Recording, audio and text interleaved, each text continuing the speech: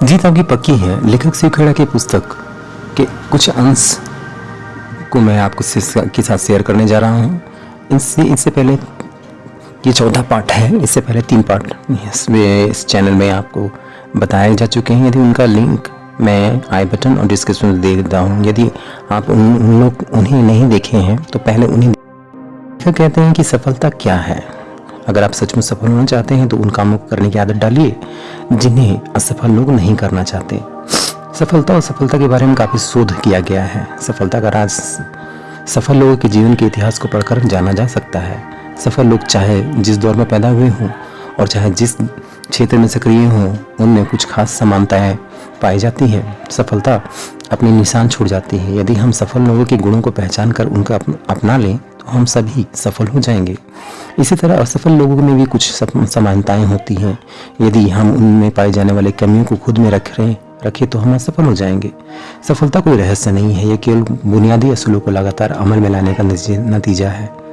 इसका उल्टा भी उतना ही सही है। असफलता कुछ आपको काफी सरल लगती, कुछ गलतियों को लगातार दूर रहने का नतीजा होता है। सच बड़े सरल होते हैं और मैं यह नहीं कह रहा हूँ कि आसान होते हैं, लेकिन यह सच है कि वे सरल होते हैं। सदा मुस्कुराना और सबको प्यार करना, गुणी जनों को सम्मान पाना, बच्चों के दिल में रहना, सच्चे आलोचकों की से स्वीकृति पाना, झूठे दोस्तों की दगाबाजी को सहना, खूबसूरती को सराहना, दूसरों में खूबियां तलाशना, बिना उम्मीद के बिना किसी उम्मीद के बिना दूसरों के लिए खुद को समर्पित करना, उत्साह के साथ हंसना और खेलना, दूसरों में खूबियां तलाशना, किसी उम्मीद के बिना दूसरों के लिए खुद को अर्पित करना, उत्साह के साथ हंसना और खेलना और मस्ती भरे तराने गाना। इस बात का एहसास है कि हताशा और तैयारी की वजह से मिलती है। आमतौर पर कामयाबी के सफर का सिलसिला ऐसा ही होता है। सफलता और प्रसन्नता का चोली दामन का साथ है। सफलता का मतलब यह है कि हम जो चाहे उसे पाएं। प्रसन्नता का मतलब यह है कि हम जो पाएं उसे चाहें। सफलता का मतलब अपने अस्तित्व को कायम रखना भर नहीं है। इसका अर्थ उससे ज़्यादा व्यापक है। सिर्फ जिंदगी नहीं गुजारो बल्कि जियो। सिर्फ छू नहीं बल्कि महसूस करो। सिर्फ देखो नहीं बल्कि गौर करो। सिर्फ पढ़ो नहीं जीवन में उतारो। सिर्फ सुनो नहीं ध्यान से सुनो। सिर्फ ध्यान से ही ना सुनो, समझो। सफलता की राह में आने वाली कुछ बाधाएं क्या वो वास्तविक होती है या काल्पनिक होती हैं? तो चलिए देखते हैं।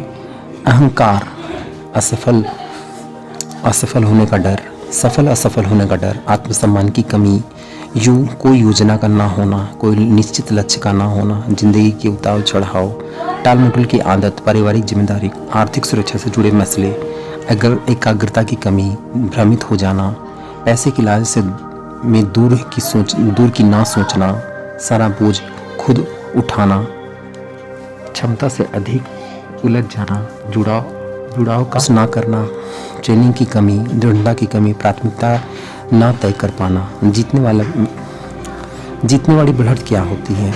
जीतने वाली बढ़त हासिल करने के लिए हमें पूर्णता नहीं बल्कि उत्तमता पर हासिल करने की कोशिश करनी चाहिए।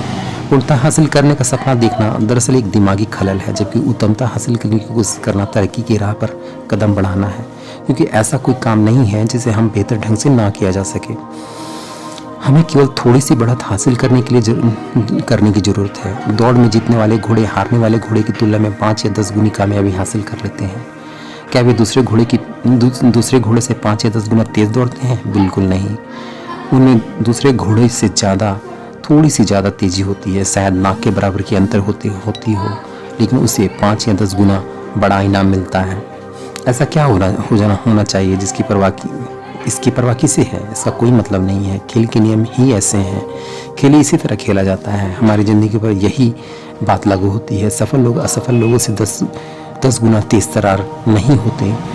हो सकता है कि उनमें थोड़े ही बेहतर हों, पर उन्हें इतनी सी तेज़ी की वजह से ही 10 गुना बड़ा पुरस्कार मिलता है। हमें किसी एक क्षेत्र में 1000% बेहतर बनने की नहीं बल्कि खुद को 1000 अलग अलग क्षेत्रों में 1% बेहतर बनाने की ज़रूरत है। ऐसा करना बेहद आसान है, लेकिन जीत दिलाने वाली बढ़त भी यही है। संघर्ष क्या है? इतिहास बताता है कि बड़े बड़े विजेताओं को जीत से पहले हताश कर देने वाली बाधाओं का सामना करना पड़ा। उन्हें जीत इसलिए मिली कि वे अपनी असफलताओं से मायूस नहीं हुए। हमारा इम्तिहान लेने के लिए ज़िंदगी में कभी जीत की खुशियाँ आती है तो कभी गम मिलते हैं। यह हम पर निर्भर है कि उनका सामना कैसे करें। जीत कोशिश किए बिना नहीं मिलती। जीव विज्ञान के अध्यापक अपने छात्रों को पढ़ा रहे थे कैटरपिलर तितली में कैसे बदल जाती है। उन्होंने छात्रों को बताया कि कुछ ही घंटों में तितली अपनी खोल से बाहर निकलने की कोशिश करेगी। उन्होंने छात्रों को आगाह किया कि खोल से बाहर निकलने में तितली की मदद ना करे। इतना कहकर वे कक्षा से बाहर चले गए। छात्र इंतजार कर रहे थे। तितली खोल से बाहर निकलने के लिए संघर्ष करने लगी। एक छात्र को इस पर दया आ गई। उसने अध्यापक की सलाह न मानकर उस खोल से बाहर निकलने के लिए कोशिश कर रही तितली की मदद करने का फैसला लिया। उसने खोल को तोड़ दिया, जिसकी वजह से तितली को बाहर निकलने के लिए कोई मेहनत नहीं करनी पड़ी। लेकिन थोड़ी देर में वह मर गई। वापस लौटने पर शिक्षक को सारी घटना मालूम हुई। तब उन्होंने छात्रों को बताया कि खोल से बाहर आने के लिए तितली को संघर्ष करना पड़ता है, उसी की वजह से अपने पंखों की मजबूती और शक्ति मिलती है। यही प्रकृति का नियम है। तितली की मदद करके छात्र ने उसे संघर्ष करने का मौका नहीं दिया। नतीजा यह हुआ कि वह मर गई। अपनी ज़िंदगी पर उसी तरह उसूल लागू कीजिए। ज़िंदगी में कोई भी कीमती चीज़ संघर्ष के बिना नहीं मिलती। माँ बाप अपने बच्चों की शक्ति हासिल करने के लिए संघर्ष करने का मौका नहीं देते हैं। इस तरह जिन्हें सबसे अधिक चाहते हैं उन्हीं को नुकसान पहुंचा बैठते हैं। बाधाओं को दूर करके आगे बढ़ने वाले लोग उन लोगों की तुलना में अधिक सुरक्षित होते हैं जिन्होंने कभी उसका सामना ही नहीं किया। हम सभी को कभी ना कभी दिक्कतों का सामना करना ही पड़ता है। उनकी वजह से कई बार हम मायूस हो जाते हैं। निराशाओं का सामना करना सबको करना पड़ता है, पर जीतने वाले हताश नहीं होते और ऐसी हालात का जवाब दृढ़ता से ढूंढते हैं। अंग्रेजी कहावत है, शांत समुद्र में नाविक कुशल नहीं बन सकता। बाद में आसान लगने वाली सारी चीज़ें शुरू में मुश्किल लगती है। हम अपनी समस्याओं से मुंह नहीं चुराते, केवल हारने वाले ही कोशिश छोड़ मैदान से हट जाते हैं। अधिकतर लोग ठीक उस समय हार मान लेते हैं जब सफलता उन्हें मिल नहीं वाली होती है। विजय रेखा बस एक कदम दूरी होती है, तभी लोग कोशिश करना बंद कर देते हैं। वे खेल के मैदान में अंतिम मिनट में हट जाते हैं, जबकि उस समय जीत का निशान केवल उनके 1 फुट के फासले पर होता है। हम सफलता को कैसे मापते हैं? असली सफलता किसी काम को अच्छी तरह से करने से पर नहीं, अपने लक्ष्य को हासिल करने के एहसास से मापी जाती है। सफलता इस बात से नहीं मापी जाती कि हमने जिंदगी में कौन सा ओहदा हासिल किया, बल्कि इस बात में मापी जाती है कि हमने उस मुकाम तक पहुंचने के लिए कितनी रुकावटों को दूर किया। सफलता इस बात से नहीं मापी जाती है कि इस जिंदगी में दूसरे लोगों की तुलना में कैसी उपलब्धि हासिल कर रहे हैं, बल्कि इस बात से मापी जाती है कि हम अपनी क्षमताओं की तुलना में कितनी उपलब्धि हासिल कर रहे हैं। सफल लोग अपने आप से मुकाबला करते हैं, बल्कि खुद का रिकॉर्ड बेहतर बनाते हैं और उनमें लगातार सुधार लाते रहते हैं। सफलता इस बात से नहीं मापी जाती कि हमने ज़िंदगी में कितनी ऊंचाई हासिल की, बल्कि इस बात से मापी जाती है कि हम कितनी बार गिर कर उठे। सफलता का आकलन गिर कर उठने की इस क्षमता से किया जाता है। सफलता की कहानी असफलताओं में ही भरी है। सफलता हासिल करने का राजमार्ग है। IBM के टॉम वॉटसन सीनियर का कहना है, अगर आप सफल होना चाहते हैं तो अपनी असफलताओं को दूनी कर दीजिए। अगर आप इतिहास पढ़ें तो पाएंगे कि सफलता की हर कहानी के साथ महान असफलताएं जुड़ी हुई है, लेकिन लोग उन असफलताओं पर ध्यान नहीं देते। वे केवल नतीजों को देखते हैं और सोचते हैं कि उस आदमी की किस्मत कितनी अच्छी किस्मत है, वह सही वक्त है, वह सही जगह रहा होगा।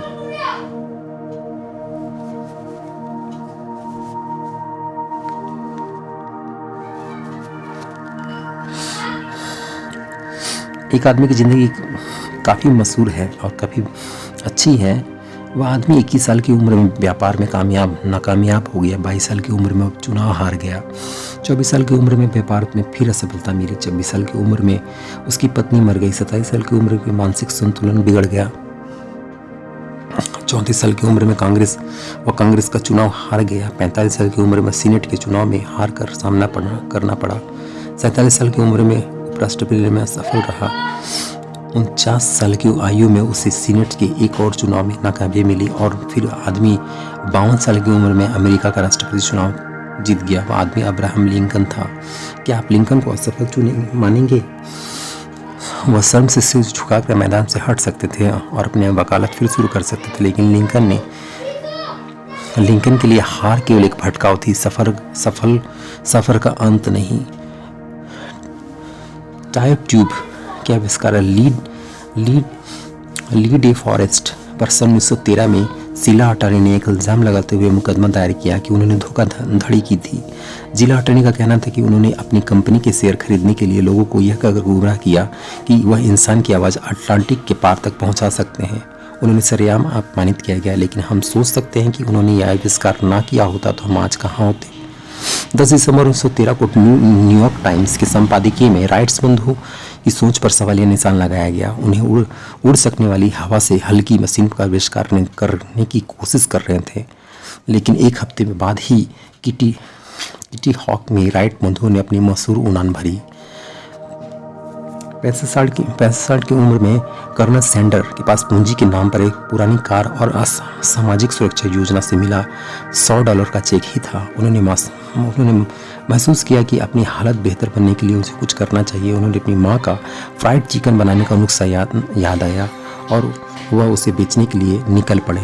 क्या हम जानते हैं कि पहला ऑर्डर हासिल करने के लिए होने से पहले उन्होंने कितने दरवाजों को खटखटाना पड़ा? एक अंदाज के मुताबिक पहला ऑर्डर हासिल होने से पहले उन्होंने हजारों दरवाजे खटखटाए। हमें से ज़्यादातर लोग 3 बार, 10 बार या अधिक से अधिक 100 बार कोशिश करके हार मान लेते हैं और उनके बाद कहते हैं कि हमने अपनी पूरी ताकत से कोशिश की थी। वॉल्ट डिज्नी जब युवक थे तो उन्होंने कई अखबारों के संपादकों ने उन्हें यह कहकर लौटा दिया कि उनमें प्रतिभा ही नहीं है। एक दिन एक चर्च के पादरी ने उन्हें कुछ कार्टून बनाने का काम दिया। डिज्नी चर्च के नीचे सेट के नीचे काम कर रहे थे। वहाँ चूहे उद्यम मचा रहे थे। एक चूहे को देखकर उसके मन में कार्टून बनाने का ख्याल आया। वहीं से मिकी माउस का जन्म हुआ। सफल लोग महान काम नहीं करते बल्कि छोटे छोटे काम को महान ढंग से करते हैं। एक दिन ऊंचा सुनने वाला एक 4 साल का लड़का स्कूल से घर लौटा तो उसके जेब में एक शिक्षक का नोट रखा था जिस पर लिखा था, अपनी टॉमी इतना मंदबुद्धि है, आपका टॉमी इतना मंदबुद्धि है कि वह कुछ नहीं सीख सकता, उसे स्कूल से बाहर निकाल लीजिए।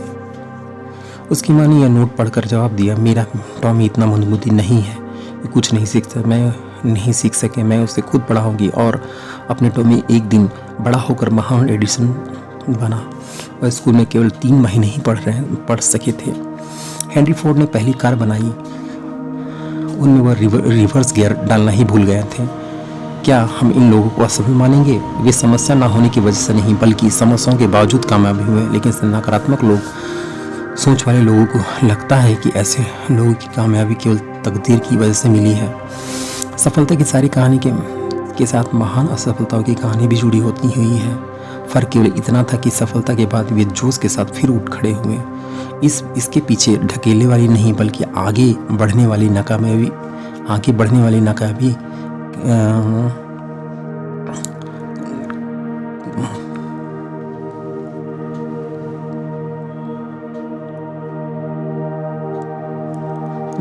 कहते हैं। हम सीखते हुए आगे बढ़ते हैं, हम अपनी असफलताओं से सबक लेते हुए आगे बढ़ते हैं। तो दोस्तों, आज के लिए इतना ही। इस वीडियो में इतना ही। यह वीडियो आपको कैसा लगा? अपने दोस्तों, परिवारों, अपने आस पड़ोस के से इस वीडियो को शेयर करें जिससे वे कुछ सीख सकें। और यदि आप इस वीडियो में कुछ नए आए हुए हैं तो इसे सब्सक्राइब करें ताकि मेरा मोटिवेशन बना रहे और मैं अच्छे से अच्छे वीडियो लाकर आपको अपनी प्रस्तुति करूं।